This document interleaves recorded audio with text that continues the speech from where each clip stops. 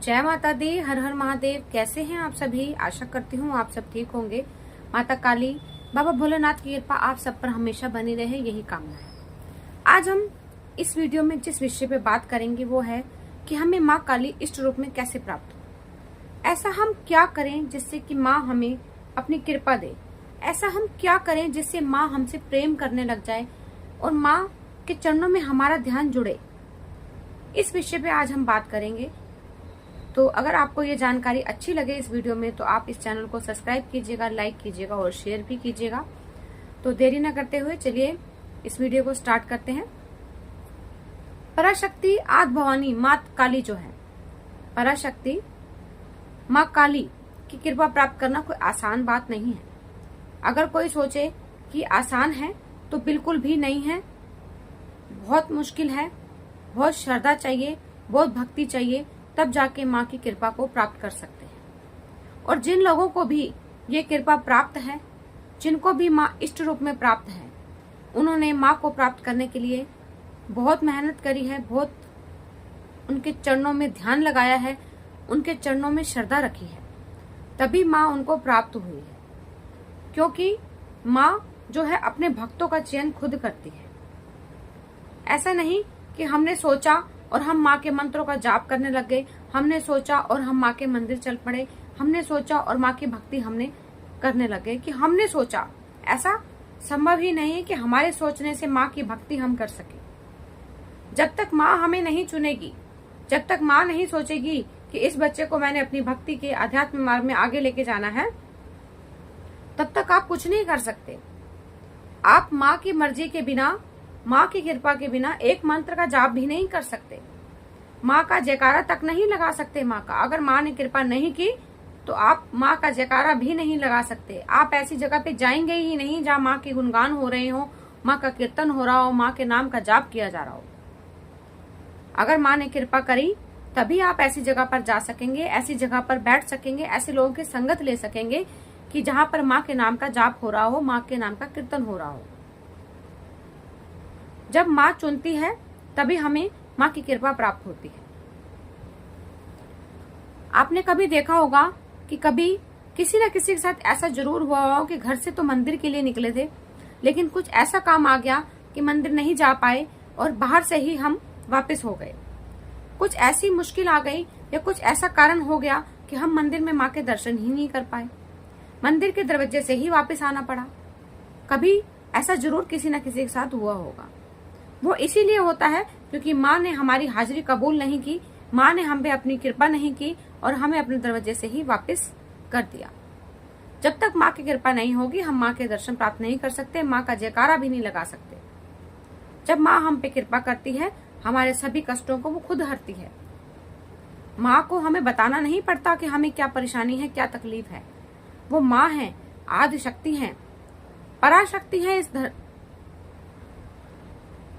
तो उनको हमें बताने की जरूरत नहीं है कि हमें क्या हो रहा है, हमें क्या तकलीफ है, हमें क्या चाहिए।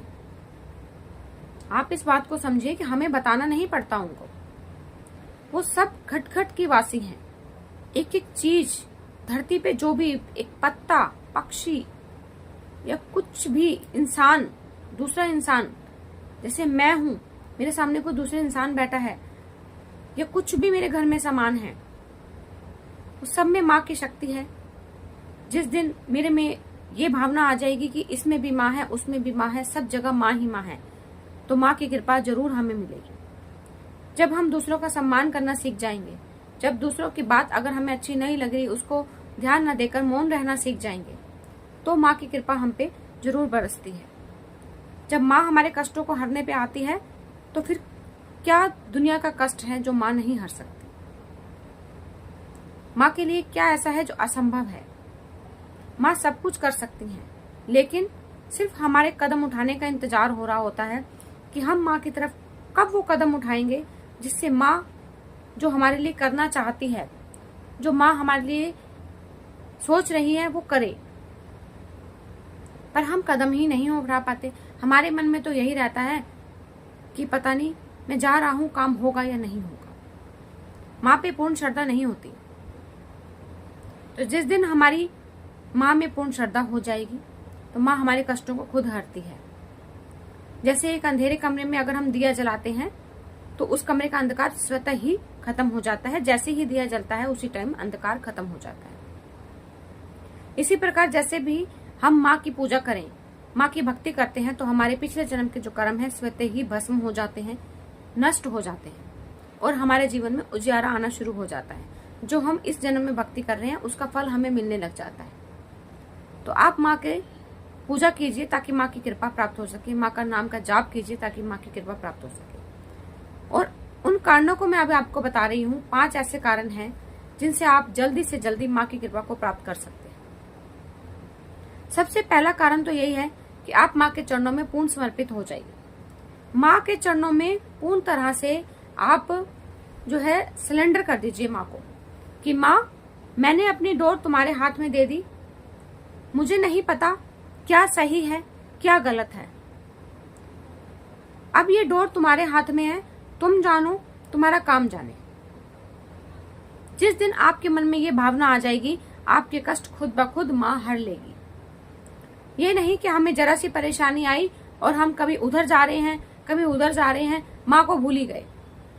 परेशानी आने के टाइम ये लगता है कि मैं पूजा कर रहा था, इससे कुछ नहीं हुआ, मैं उसके पास चला जाता हूँ, उसके पास चला जाता हूँ, क्या पता वो मेरी मदद कर दे।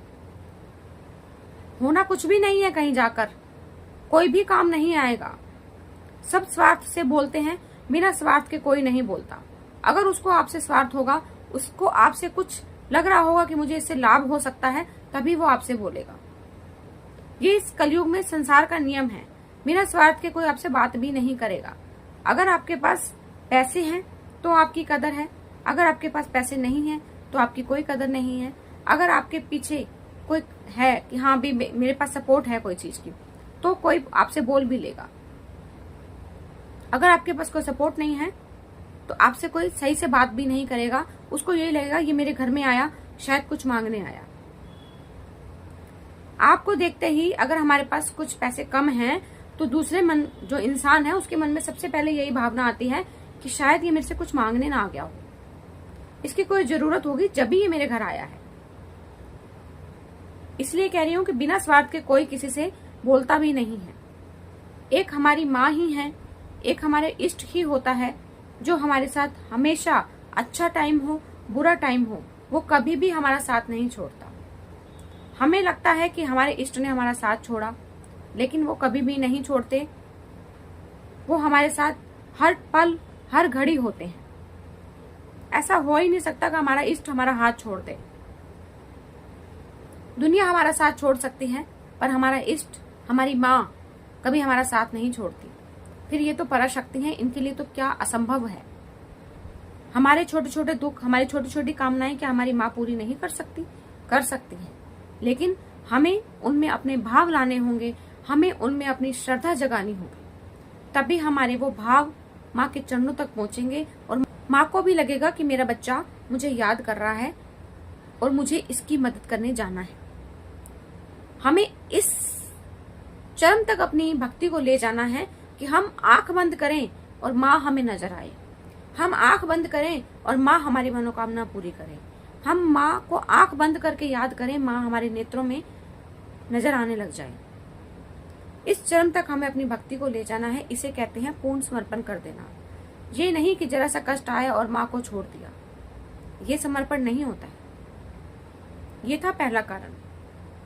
दूसरा कारण, आप अपने घर के जो बड़े हैं, पितृ हैं, अपने पितरों को संतुष्ट कीजिए। अपने पितरों को संतुष्ट करना सबसे जरूरी है। अगर माँ भवानी को खुश करना है, उससे पहले आपके अपने पितरों को खुश करना होगा। जब आपके पितृ खुश हो जाएंगे तो माँ भवानी खुद खुश हो जाएगी, माँ काली खुद ब खुद खुश हो जाएंगी।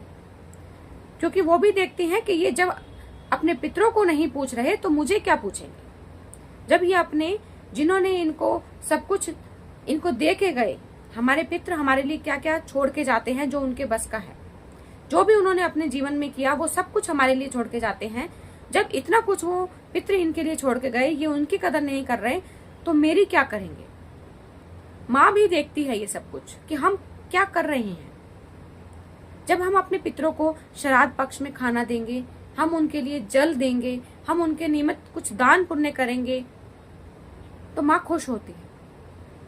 आप अपने पितरों को हर अमावस्या पे कुछ न कुछ दान अवश्य कीजिए। पितरों के नाम से कुछ न कुछ जरूर निकालिए हर अमावस्या पे, जिससे कि हमें माँ की कृपा प्राप्त हो। आप 5 शनिवार को उड़द की दाल, सरसों का तेल और काले तिल इसका दान कीजिए, ताकि आपके पितरों को शांति मिले, उनको दान का फल मिले और उनको मुक्ति प्राप्त हो, उनको भगवान के चरणों में स्थान मिले। आप सोमवार के दिन या रोज भी आप काले तिल मिलाकर भोले बाबा पर, शिवलिंग पर चढ़ा सकते हैं, जिससे कि आपके जो पितर हैं वो तृप्त हों, जिससे आपको उनका जो आप जल चढ़ाएंगे उनको फल मिलेगा और उनको सद्गति प्राप्त होगी। और जब उनको सद्गति प्राप्त होगी तो वो आपको आशीर्वाद देंगे। आपको आशीर्वाद देंगे तो आपके अन्न धन के भंडार खुद ब खुद भरने लग जाएंगे। आपके घर का कलेश खत्म हो जाएगा। आपके घर में जो शादी नहीं हो रही वो होने लग जाएंगी। जैसे कई बच्चों की शादी नहीं होती, वो पितरों की वजह से ही हो जाता है कि पितर हमारे रुष्ट हो जाते हैं तो शादी नहीं होती। आपके पितर अगर खुश हैं तो आपके घर में मांगलिक कार्य खुद ब खुद होने लग जाएंगे। आपके अन्न धन के भंडार भरेंगे, आपके घर में शांति होगी, आपके घर में पॉजिटिव ऊर्जा का प्रवाह होगा। आप खुद देखेंगे कि आपके घर में पहले की तरह कलेश नहीं है, सब कुछ शांत है। जब माहौल शांत होगा तो माँ की पूजा में आपका मन लगेगा, ध्यान लगेगा और माँ की कृपा को आप प्राप्त कर सकेंगे। ये था दूसरा कारण। तीसरा कारण, माँ से जब भी आप कुछ मांगे, माँ काली से जब भी आप कुछ मांगे, क्या आप जिसको भी इष्ट मांगते हैं उससे जब भी कुछ मांगे तो यही मांगे कि मुझे मेरे अध्यात्म के मार्ग में आगे बढ़ने के लिए आप मेरे ऊपर कृपा कीजिए। लेकिन हम क्या मांगते हैं? मुझे बंगला चाहिए, मुझे गाड़ी चाहिए, मेरे बच्चों को अच्छी नौकरी चाहिए। 5-6 प्रॉब्लम्स हैं इस दुनिया की, उसके अलावा कुछ नहीं मांगते। आप ये सोचिए कि इतनी बड़ी पराशक्ति से आप क्या मांग रहे हैं? क्या उनके भंडार में कमी है? क्या वो हमें दे नहीं सकती? हमारी मांगने की हैसियत नहीं, वो हमें क्या दे? आप सोचिए, हमारी मांगने की हैसियत ही नहीं है, लेकिन वो हमें क्या दे? हम किसी के घर जाते हैं, आप सोचिए हम किसी के घर जा रहे हैं, हम किसी की शादी में जाते हैं तो हम कितना तैयार होकर जाते हैं। अगर हमारे पास 100 रुपए हैं तो हम 500 रुपए का कपड़ा डाल के जाएंगे। लेकिन हम मंदिर जाएंगे, सोचेंगे मंदिर ही तो जा रहे हैं, कोई बात नहीं, जो है वहां कौन सा दिखावा करना है, सिंपल चले जाते हैं। वहां क्यों नहीं जाते आप तैयार होकर, ताकि माँ को लगे मेरा बच्चा मुझे मिलने आया है, मुझे इसे कुछ देना है, इसको ये चीज पसंद है, ये ऐसे कपड़े पहन के आया है, इसको मुझे ऐसे कपड़े और देने हैं, ये चीज मेरे लिए लेके आया है, मुझे इसके अंदर और भंडार भरने हैं। आप ये नहीं समझते, आप सोचते मंदिर ही तो जाना है, लेकिन ये नहीं पता वहीं से सब कुछ लाना है। जब आप वहां जाएंगे, वहां से सब कुछ लाना है। वहां तो हम ऐसे जा रहे हैं जैसे पता नहीं क्या हो गया। और शादी में जाना है, वहां से हमें कुछ नहीं मिलना बल्कि दे के आना है, लेकिन वहां हम हजारों के लाखों के जेवर जेवरात पहनकर जाते हैं।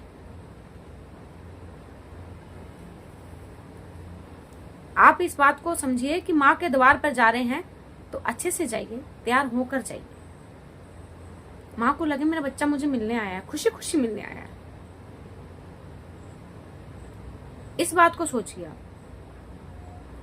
जब आपके मन में ये भावना आने लग जाएगी तो आपके कष्ट खुद ब खुद माँ हर लेगी। उस दिन से आपकी सभी प्रॉब्लम्स खत्म हो जाएंगी। ये था तीसरा कि मुझे माँ के चरणों में जुड़ना है, माँ के साथ हमें कैसे रहना है। हमें माँ से अध्यात्म मार्ग के लिए पूछना है, ये नहीं कि घोड़ा गाड़ी बंगला मांगना है। वो हमें सब कुछ दे सकती हैं और देंगी, लेकिन मांगने का ढंग है। जब हमें मांगने का ढंग आ जाएगा तो हमारी सभी मुश्किलें खुद ब खुद हल हो जाएंगी। चौथा है, माँ को प्रसन्न करने का उपाय, हमें अपने माता पिता की सेवा करनी है। जिन्होंने हमें जन्म दिया है उनकी हमें सेवा करनी है, निष्ठा भाव से करनी है, बिना स्वार्थ के करनी है, चाहे वो बच्चा लड़की हो या लड़का हो। जब हम अपने माँ बाप की सेवा निष्ठा भाव से करने लग जाएंगे तो हमारे जो इष्ट हैं, हमारे जो देवी हैं, वो हम पे प्रसन्न होंगी कि ये अपने माँ बाप की पूजा कर रहा है, माँ बाप की सेवा कर रहा है, तो ये मेरी भी इज्जत करेगा। तो वो खुशी खुशी आपके घर में प्रवेश करेंगे देवी देवता। आप इस बात को समझो, जब आप माता पिता की सेवा करेंगे तो वो भी आपके जो इष्ट हैं वो भी खुशी खुशी आएंगे। क्योंकि रामायण में भी राम जी ने सीता जी को यही कहा था कि माता पिता और गुरु साक्षात भगवान हैं, और जो इनकी सेवा कर लेगा वो भगवान को पा लेगा। ये राम जी ने सीता जी को भी कहा था रामायण में। अगर आप इस बात को अपने जीवन में उतार लेते हैं, इस बात को अपने जीवन में ग्रहण कर लेते हैं, तो आपको माँ की कृपा पाने से कोई नहीं रोक सकता। क्योंकि माँ बाप जो होते हैं वो हमारे को साक्षात भगवान रूप होते हैं। क्योंकि भगवान हर जगह नहीं हो सकता था, इसलिए उन्होंने माँ बाप भेजे थे धरती पर। और गुरु का मान करना तो हमारा परम धर्म है, इसलिए अपने गुरु का मान पूरा कीजिए, गुरु के कहे अनुसार चलिए, तो आपको अध्यात्म मार्ग में तरक्की मिलेगी। 5वां है, हमें अपने आप को शुद्ध रखना है, स्वच्छ रखना है, अपने भाव सही रखने हैं, अपने चरित्र को सही रखना है, ना खाना पीना ठीक रखना है। ये नहीं कि हम जोत जला रहे हैं और अपना जो मन कर रहा है पी रहे हैं, जो मन कर रहा है वो खा रहे हैं। अपने खाने पीने को ठीक रखना है, अपना रहन सहन ठीक रखना है। जब हमारा खाना पीना हम खाएंगे वैसे ही हमारा खून बनेगा, जो हम खा रहे हैं उसी का खून बनेगा। जब हमारा खून शुद्ध होगा, हमारा ऑरा पवित्र होगा मंत्र जाप से, हमारे घर में धूप बत्ती जल रही है, हमारे घर में कपूर जल रहा है, माँ की आरती हो रही है, माँ के भजन हो रहे हैं, हमारे घर का माहौल पवित्र है, हमारे घर में ऐसी सकारात्मक ऊर्जाएं प्रवेश कर चुकी हैं, तो हम पे माँ प्रसन्न क्यों नहीं होगी? क्यों हमारे पर पराशक्ति प्रसन्न नहीं होगी? जब पराशक्ति हम पे माँ भवानी, माँ आदि भवानी, काली माँ प्रसन्न हो जाएंगी, तो जो देवी देवता हैं स्वतः ही हमारे ऊपर प्रसन्न हो जाएंगे। और जो माँ के साथ योगिनियां हैं, यक्षिनियां हैं, और जो भोले बाबा के साथ जो भी गण हैं, डाकिनी शाकिनी जो हैं, वो हमारे घर पर पहरा देने लग जाएंगी, वो हमारे घर की सुरक्षा करेंगी। जब हम माँ की पूजा करने लग जाएंगे इतनी स्वच्छ भाव से, तो हमारे घर में इन शक्तियों का पहरा हो जाएगा। जब हमारे घर में शक्तियों का पहरा हो जाएगा तो किसी की हिम्मत नहीं है कि वो हमारे घर पर बुरी दृष्टि भी डाल सके या कुछ तंत्र मंत्र हमारे घर पर कर सके। इसलिए जितना हो सके माँ के चरणों से जुड़िए, माँ की पूजा कीजिए। इन 5 जो उपाय मैंने बताए हैं घरेलू उपाय हैं, कोई तंत्र मंत्र कुछ नहीं है, सिर्फ आपकी श्रद्धा और भाव है। बस कुछ तरीके हैं जिसके अगर हम इनको अमल करते हैं अपनी जिंदगी में, अगर इनको हम ग्रहण कर लेते हैं अपनी जिंदगी में, तो माँ की कृपा हमें जरूर प्राप्त होगी। ये हो ही नहीं सकता कि अगर इन नियमों का पालन करें और माँ हमें कृपा ना करे, ऐसा हो ही नहीं सकता। आज नहीं तो कल माँ हम पे कृपा जरूर करेगी इन नियमों का अगर हम पालन करते हैं। तो आप सभी इन नियमों का पालन कीजिए, माँ की कृपा को प्राप्त कीजिए, अपने घर में सुख शांति लाइए। माँ जो चाहती है हमसे हम वो काम करें, तो माँ जरूर खुश होंगी। तो अगर ये जानकारी आपको अच्छी लगी हो तो आप इस चैनल को सब्सक्राइब कीजिए, लाइक कीजिए और शेयर भी कीजिएगा। हर हर महादेव, जय माता दी।